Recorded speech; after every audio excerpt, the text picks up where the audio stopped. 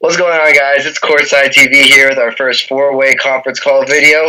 I'm Noah, and I'm going to let the rest of them introduce themselves. I'm Mason. I'm Logan. I am Connor, and the first topic that we have is going to be who is Jesus according to Jesus. So, in the Bible, there are a lot of words used to describe Jesus, but the two most common words to describe Jesus in the New Testament are Christ and Messiah. Now, Christ is a title. It comes from the Greek word Christos, which is actually translated from the Hebrew word Mashiach, which means Messiah. So, technically, Christ and Messiah are the same word in the Bible if you go back to the Hebrew Bible. And so both words mean the one who is anointed. So when people call Jesus Jesus Christ or Jesus the Messiah, they're calling him the anointed one. So the most popular way in the New Testament that Jesus is referred to as is the anointed one, which in that time was the only people that were anointed were people in a high place of society, or usually kings or priests. So for Jesus to be considered Messiah or Christ in that time was a big deal because he was seen as someone that was high up in Jerusalem in that area, but at the same time he was still being put on the level of a king or a priest. So that's kind of what we're going to be talking about today. So if you guys have any initial thoughts about that. So when I kind of looked at it, I just got like a lot of scripture saying about what he says along with that. So when you said that he's like the anointed one, he's like treated like a king, and I think that's kind of true because in John chapter 10 verse 30 he says, "I and my Father are one," and like so he means like God, and so he's saying he's the same, he is one with God, which would make him royalty, the anointed one and king on earth. Yeah. I found one verse, Exodus 3:14. It says, "I am who I am. Say this to the people of Israel. I am has sent me to you." So when he says, "I am who I am," he is saying like the first "I am," he's meaning as in Jesus, and the second "I am" as in God. So he's basically just like what Noah said. Jesus is God in one. So I actually found a lot of verses in Exodus that start with "I am," and I guess we can kind of go through those as we continue on with the topic. But yeah, just basically that the whole thing of him being one with God, and really the two words "I am," like we see that all throughout the Bible. I mean, I'm curious to know. I'll have to look this up. How many times "I am" is in the Bible? But it's a lot. So we're given plenty of scripture that tells us who exactly he is. And even then, we still can't really comprehend all that Jesus is and all that he's done. So, Yeah, I think he has hit it right in the nail head there. So Jesus never specifically refers to himself as the Messiah or Christ in any of the four Gospels. Whenever he's referred to as Messiah or Christ, he immediately changes the subject, or he tells his disciples to be quiet and never to speak of it. For example, Mark 8:29, Jesus takes the disciples aside and asks, "Who do you say I am?" And Peter says, "You are the Messiah," and Jesus immediately warns them to tell no one. So Jesus wants to keep his title of Messiah, or his association with the word and title of Messiah or anointed one, separate from what he's doing, because it's never about being anointed on earth. It's about being anointed in heaven by God, and being he's kind of being tied down by that worldly view of a higher up figure. So instead, Jesus goes and coins himself Son of Man. And that is one of the phrases that he used most often in public and private. Mark 14:61 and 62, when he's being questioned by the high priest. The high priest says, "Are you the Messiah, the Son of the Blessed One?" "I am," said Jesus, "and you will see the Son of Man seated at the right hand of power and coming with the clouds of heaven." So Son of Man it really puts him in that place that you were talking about where he's a part of us, but at the same time, he's also fully God. Yeah, I like that. I actually have another verse where he's actually referred to, or he refers to himself as the Son of Man. It's Matthew 9:6. He says, "But I want you to know that the Son of Man has authority on earth to forgive sins." And then he follows that up by telling a paralyzed man to get up, take his mat, and go home. And he gets up and walks. So it just reaffirms that Son of Man thing. Like he says, he has authority on earth, and he commands something that nobody on earth can control, and then just tells it to change. Like he says, a paralyzed man, walk. And like it works and it happens because he is the Son of Man. That's how he refers to himself. And I like that. Yeah, going back to the verse in Exodus that I talked about, I am being repeated over in the Bible. I actually looked it up. It says the term I am, relating to God appears over 300 times in the Bible, starting in Genesis chapter 15 and lastly in Revelation chapter 22.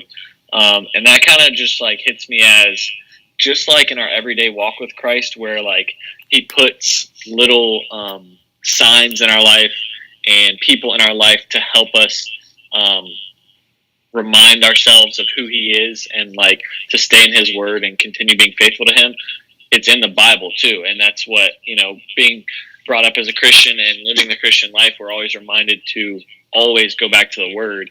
And when we go back to the word, that the I am is in there literally from the first book of the Bible to the last book of the Bible.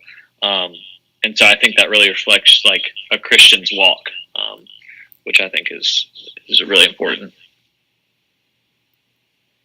So if Jesus continually refers to himself as Son of Man, or some version of that where he's trying to avoid, or not necessarily avoid, but not always associate himself with the title of Messiah or Christ, why in the Bible, so many books of the Bible begin with the title in Mark, the beginning of the gospel of Jesus Christ, Revelation, the revelation of Jesus Christ which God gave to him to show.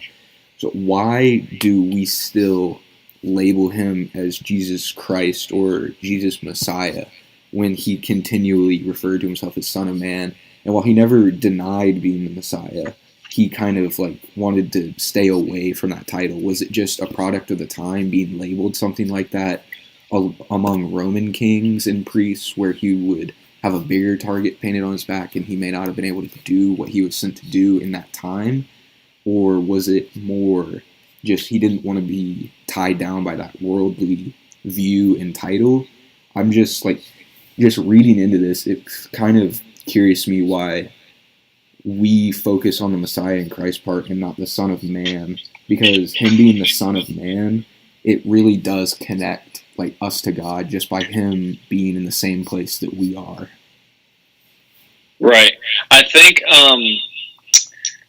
with him not wanting to, or not necessarily not wanting to, but not referring to himself as Christ or Messiah as much, kind of to me seems like humbleness. Kind of like he knew the impact he was going to make in the world, and he knew the plan God had. So I felt like he let his actions and his words and his love for people kind of make that impact as his life went on. And so after the fact, people look back and were like, wow, like that was God. Like people were left, they had a lasting impression that never left them.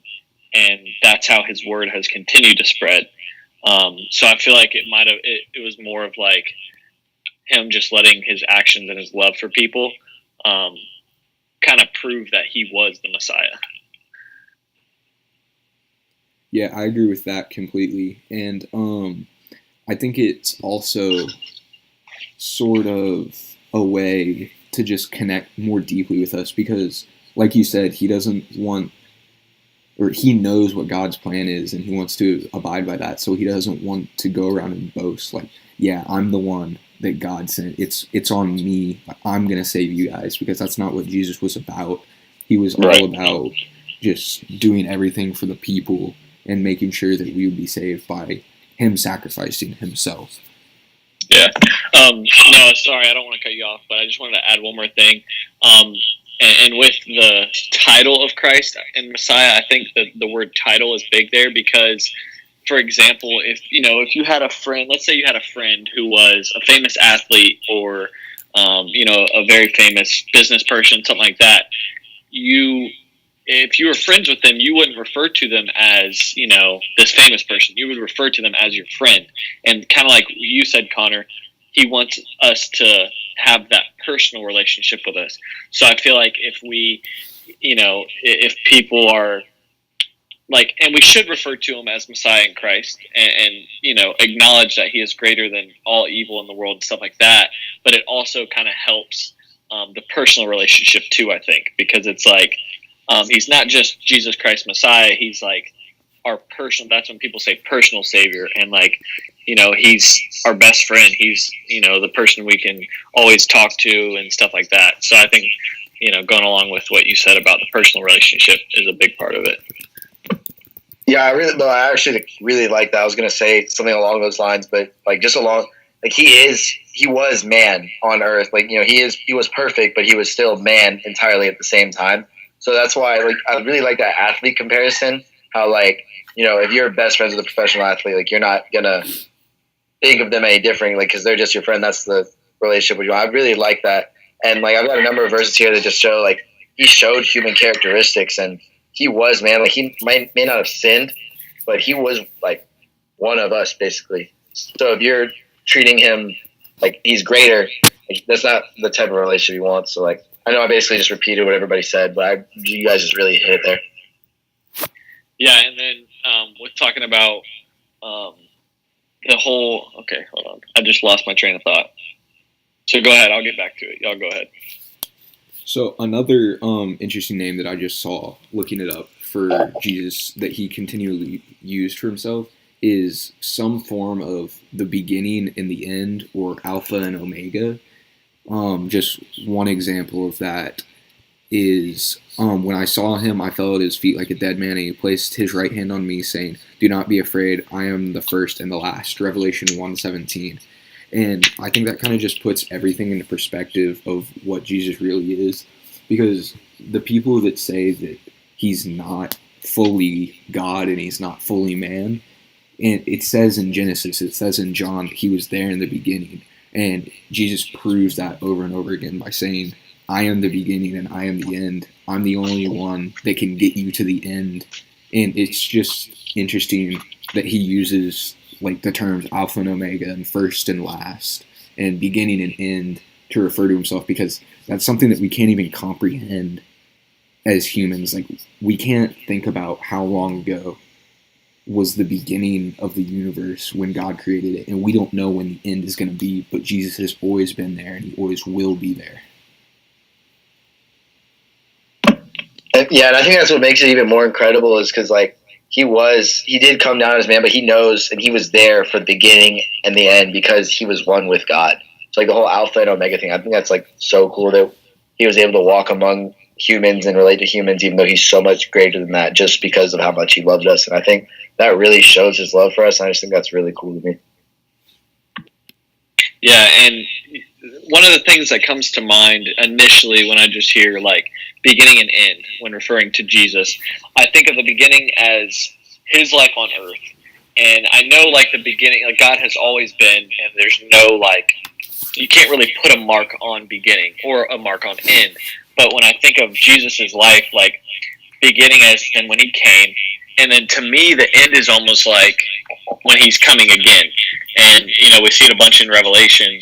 I see this verse, Revelation 20, chapter 22, verse 20. "Yes, I am coming soon." Connor mentioned Revelation 1:8. "I'm the Alpha and the Omega. I'm the one who is and was and is coming. I am the Almighty." So just continuously talking about he's coming, and then obviously for us on earth, our, like, it's kind of weird to say end goal, but our eternity and what we will be in is heaven, and that's, with him. And even though, like, it's weird to think of heaven as the end, but we think of it as the end because we know our life here on earth, and we know, like, our time is going to come to an end here on earth. So when we think of it, the end of our life, like, we automatically think about heaven, even though heaven's eternal and it's going to last forever. But that's just the first thing that comes to mind when I think of like beginning and end in terms of Jesus's life, is like him coming coming to earth initially, and then I think about when he's going to come again. And some people can talk about when he was hung on the cross, buried, and resurrected, but you really can't. There's really no definite beginning and end, and I think that's what makes his presence and who he is so incredible. And that's why people say sometimes people that are that attack Christians and attack our views, attack things like that, they'll be like, oh well, why don't you know this, or why doesn't your God tell you why this happened, and stuff like this. And my favorite response that I've always heard people talk about is, if I knew everything about my God, then he wouldn't be a very great God. And so, in terms of beginning and end, if we knew everything, if we knew, oh, this was the beginning of quote unquote God and this was the end of God, he wouldn't be the God who he is. So, yeah, I really like that, because that statement you just made about if you knew everything, then he wouldn't be that great of a God. That's what faith is, and having that relationship with God, it requires faith, because you can't see him. You haven't you pray, but you haven't verbally heard that response in your head, Jesus straight up talking to you. So it requires a lot of faith, and that's what makes the relationship so incredible. Yeah, and talking about that, it kind of reminds me of growing up. When your parents would tell you, "Oh, if you don't believe in Santa, he's not going to come." And obviously, we know Santa is not real, but it's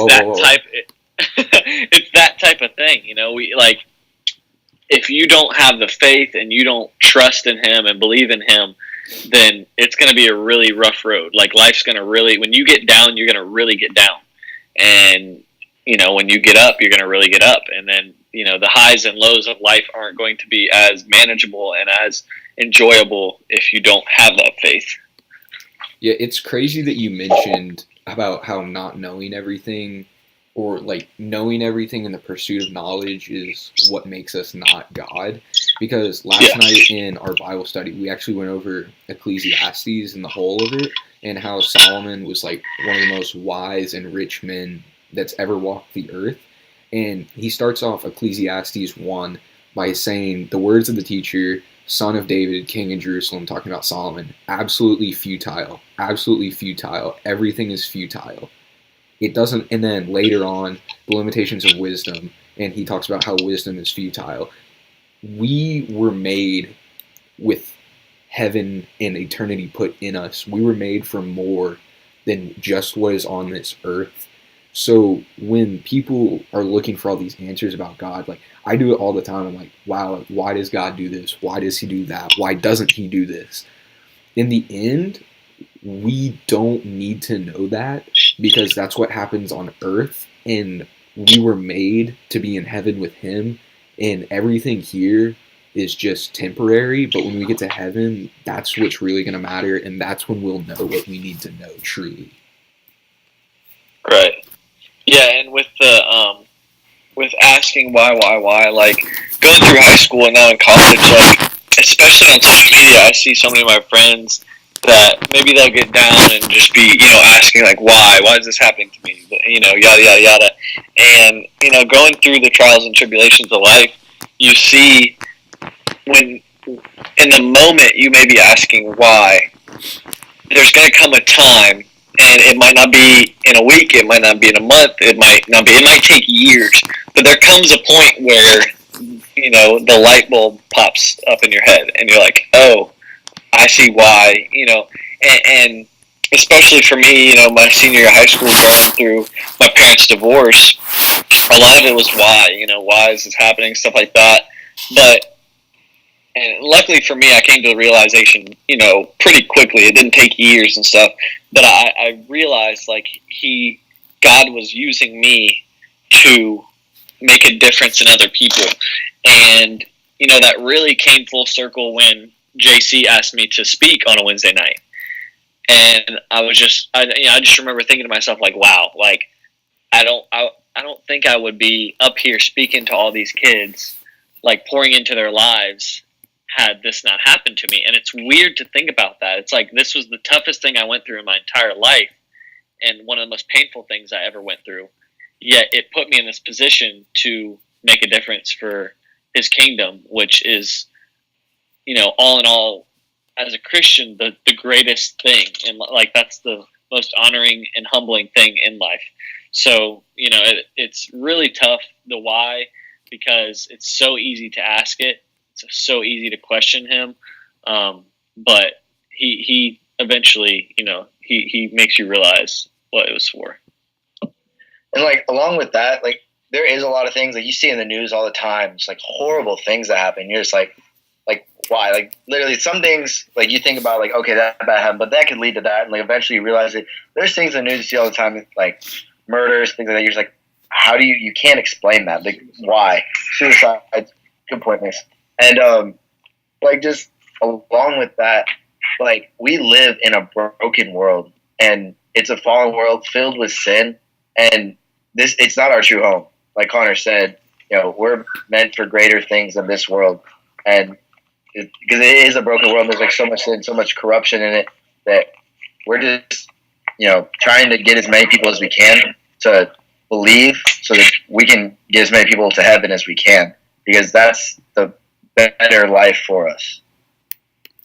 Yeah, and it's so easy for us to be like, oh yeah, like I just gotta trust in God and He's gonna get me through this.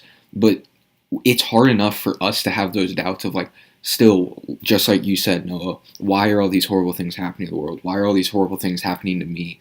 But especially when you have a friend that's not saved and you have to tell them that they just have to trust in God, who they may not even believe in, it's just so heartbreaking to see like them have no emotion about it. And we were talking about that again last night. It's just being on this earth, our only goal is to love God and to love our neighbors and to teach them about God.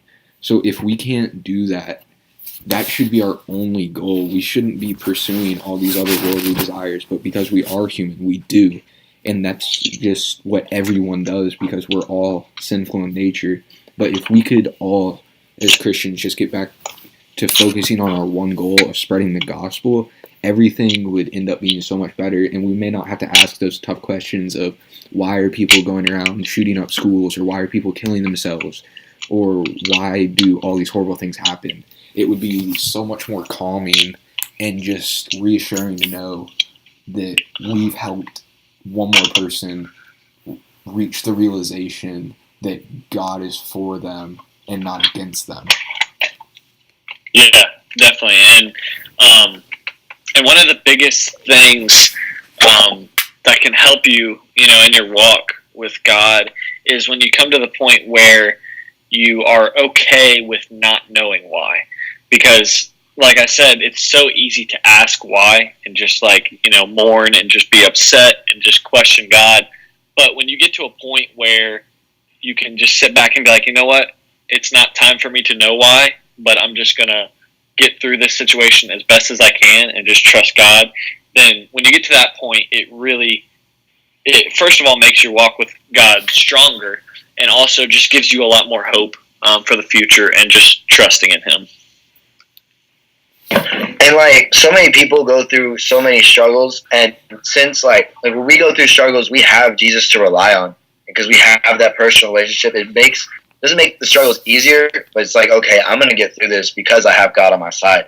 And like people that have false gods, they don't have God. They have earthly things that helps get them through. Like some people will turn to drugs, alcohol, just bury themselves in work. Some people like sports. It's like things that you like make false idols out of, and it just that stuff can't explain why bad things happen. Like you're not gonna, it's just not gonna be able to explain why did that shooting happen. Like a basketball or a football can't explain that. You know what I mean?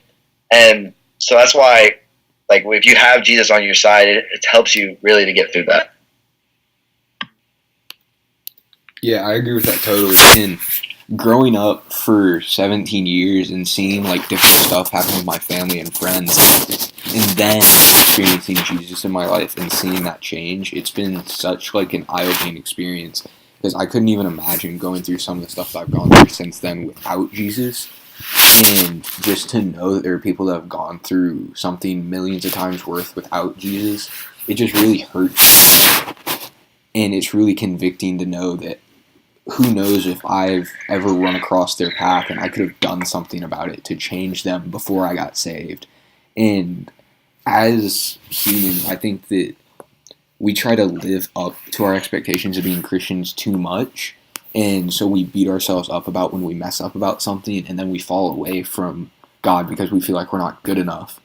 But if we keep that mindset of, I just have to do everything I can in my power to push them towards Jesus and let Jesus do the rest. And that's so hard for me to do because I like to feel like I'm in control of stuff. And trusting God is hard to do because you're not in control. And the quicker you realize that, the better it's going to be. And if you can just give up everything and just let God handle it and just give your all to Him, then your life's going to end up being so much better. Yeah, and then what Noah was talking about, people burying themselves in work, sports, stuff like that. And a lot of the times, it's not even that you are purposefully burying your stuff in that stuff, burying yourself in those things to get away. I mean, and y'all can attest to this too. Being in college, we get up, we've got class, we might go to the gym, we've got to eat, we've got to do homework.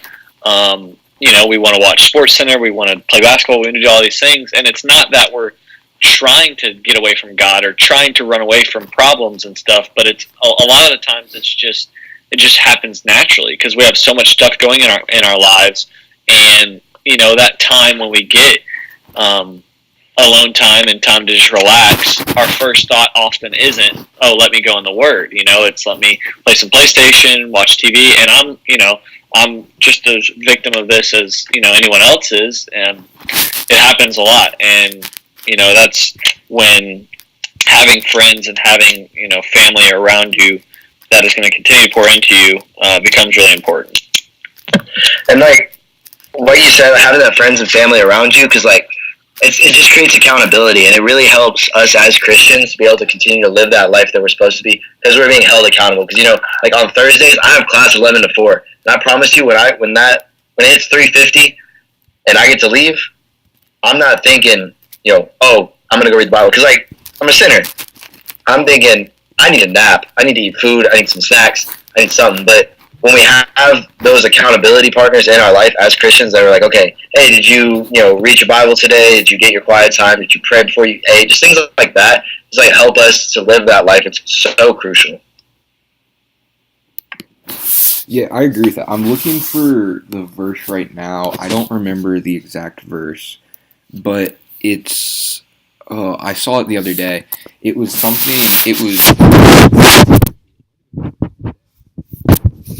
those who are in groups of 2 or 3,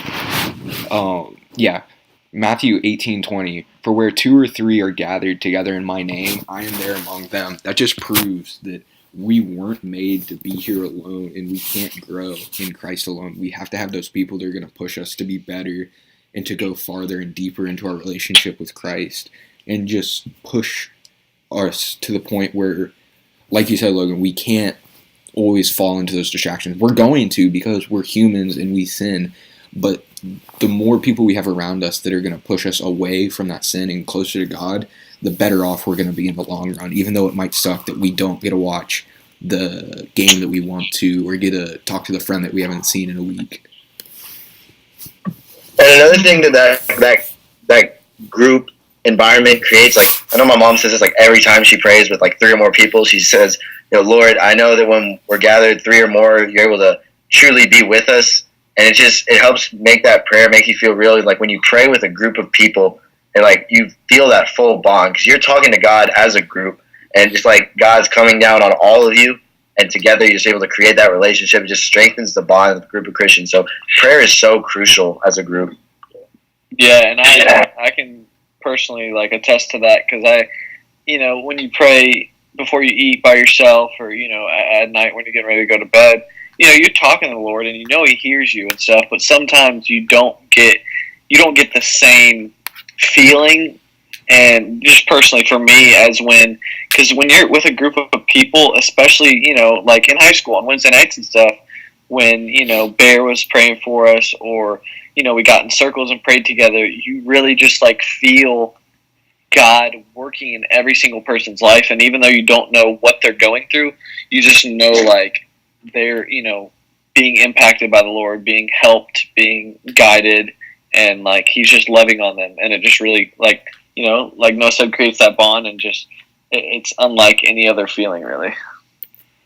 Yeah, and that goes along not just with prayer, but with worship too, because like I know you guys can tell, just there's such a difference between like being sick on a Sunday and watching church online, or just doing a Bible study at your house alone, and being in church and singing with everyone and seeing everyone, fellowshipping and digging into the Word with everyone. It's just such a different environment when you're around people that are going to support you and people that you can support. And it's made clear in the Bible so many times that that's important, and that we need to focus on going out and making more disciples so that we can all be in groups worldwide and not have those people that are alone and they feel like they can't make a difference. Right. But I think... Oh, go ahead. No, sorry. You go ahead. I was getting ready to wrap up. And I think that's one of the biggest issues with, Christians making disciples nowadays. And, I'm guilty of this. A lot of people are like being, I wouldn't necessarily say comfortable with our our quiet time and our relationship with the Lord, but just kind of getting complacent and forgetting like, okay, yes, we may have a good relationship with the Lord, and we may be happy about it, but we still have other work to do. Like, every day, like, I'm not going out and talking to people about Jesus, or I'm not, asking people, like personal questions like that. Because sometimes, like I said, we get complacent, we get comfortable with our faith and stuff, and we're not looking to go out and make a difference. And that's another situation where a group setting can really impact that, because people are naturally attracted to being in groups. People want to be a part of things. People want to be in communities. So if you get like some friends together, go do something, and it's maybe me and Noah, and we get some of our friends here who aren't Christians together, there's more of a chance and more of an opening for God to impact that situation. Yeah, and I don't really have that close Christian friend here at Georgia Southern, but I can just attest to the fact that like going out with friends that aren't Christian, it's a lot harder when you're alone than when you're with 2 or 3 more people that are Christian, because it's easier for you to fall in for, like, if they're going out and going to a party and they invite you, it's a lot easier to say, no, I'm going to go back and hang out with other people if they're right there. But if they ask you when you're alone, you're like, oh, I don't really want to go back to my dorm. It's only like 10 o'clock. I don't want to necessarily just, like, be done with tonight. Like, oh, maybe I can just go out and see what they're doing. It's when you're in a group, there's more accountability, like we've said. There's more chances to witness, like we've said. And it's just a better feeling, and it gives you more confidence that God is, like, on your shoulder. He's just ready to work through you at any time. Yeah, just like within the last few weeks, I started going on Tuesday nights, like this Bible study. It's actually a group of guys, it's called like a accountability group. So like we've been reading through First Peter, but aside from that, it's just a group of guys that are there for each other. We talk about things that we're struggling with in life and in our walks, and it's just like it's once a week, but there's also like a group chat, text in just about every day. And it's just like guys, like the leader of it, his name's Chris. He sends out like Bible verses occasionally. It's just really encouraging for me. Like I think it's either Thursday or Friday morning, he just sent out a verse like right around the time I needed that, and it really like affected me a lot. I was like, oh wow, like I'm glad I'm part of this group that's there for me when I need it. Like even I didn't even ask for it. Like it just happened to pop up on my phone, and it was just like, wow, this really is making my day better. Yeah, and talking about, like, when you got that text, you weren't even asking, you weren't expecting anyone to pour into you, nothing to happen, and then that came up, when you needed it. I had a situation, I think I might have told you about this, Noah. It was a few weeks ago, and I was doing some quiet time in my room, and I had actually, like, just finished reading some verses and writing stuff down, and I go to get on my laptop, and I left my Bible just sitting on my bed open, and Hunter got into our room because I was doing laundry, and I left it deadbolted. And so he, like, just popped in to see what I was doing, whatnot. Oh, yeah, I remember that. Like, a few minutes later, after he'd gone back to his room, he texted me, and he was like, hey, like, I'm looking at getting a new Bible. What kind of Bible do you use? And it was a very small thing, but I was able to kind of just talk to him about, like, the versions I use and, how to go about finding a version you like and stuff. And even though it wasn't, like, a super personal thing, sitting down, talking about life and things he's struggling with, it was just a little thing that I had no idea was going to happen. And, he just happened to pop in, and it led to that conversation about, Bibles, which is not, like I said, not super personal, not super intimate, but it's a thing. It's something God used to just allow me to have, like, a very small conversation about that. So, yeah, he really works just, like, incredible ways, man, I swear. Yeah, that was kind of talking about situations like that where God just works in crazy ways. I'm a sociology major, and I spent all last semester sitting in a sociology of gender class, which was just, it was basically attacking Christian morals every class, and it was hard to sit through.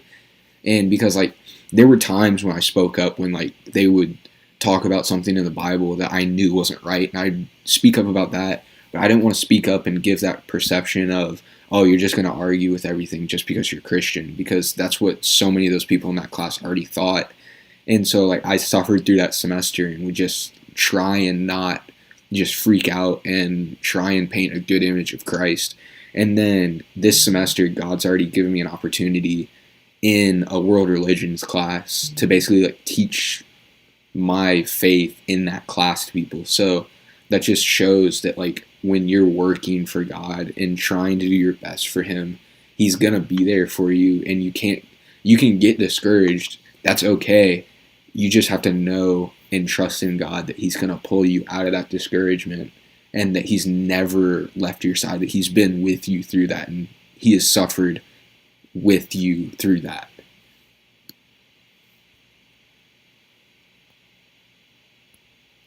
yeah, I completely agree. I mean, everything we've kind of talked about, it's nice to, even though we know it in our head and we believe it, it's nice to hear, our friends and other people that we care about and, know have faith like we do. It's nice to hear, it from y'all as well, just to, reassure us and just remind us of, because, we believe in these things and we know these things and we read these things. But, oftentimes, just like questioning why things happen to us, we can question what we believe. And it's natural of people to question what they believe. It's natural to question everything in life. And so when we get the reassurance from the Word, we get the reassurance from friends and family that we care about and love. And, that is another thing that just helps just strengthen the faith. All right, well, Yeah, so go ahead. if you guys don't have anything else to add on, I think that can wrap up episode 1. No, I was just going to say, I know we talked about, the topic being I am, or, who Jesus says He is. And I think we kind of expanded on that a lot, but I really enjoyed the way the conversation went. And I think we can, do some like this. And then there's sometimes we can do like a very, very focused one, maybe on like a certain chapter of the Bible, certain book, stuff like that. But I like how this one worked out and how the conversation was able to build on itself. Yeah, so that's going to be something that you guys are the audience. All right, well, is this going to be it? So, right, guys? Yeah. All right, sweet. So, yeah, we'll just wrap it up. I just got a quick verse, kind of goes along with who Jesus says He is. It says John 14:6. Jesus says, I am the way and the truth and the life. No one comes to the Father except through me. So I guess that's just kind of a verse for our viewers to kind of ponder on. And I guess this will be it for the first episode of the group video call or voice call with Courtside TV. So if you guys want to hit that like button, that subscribe button, make sure to keep up to date on all the videos and leave us feedback on how we did. And thank you guys for watching. Peace. Peace.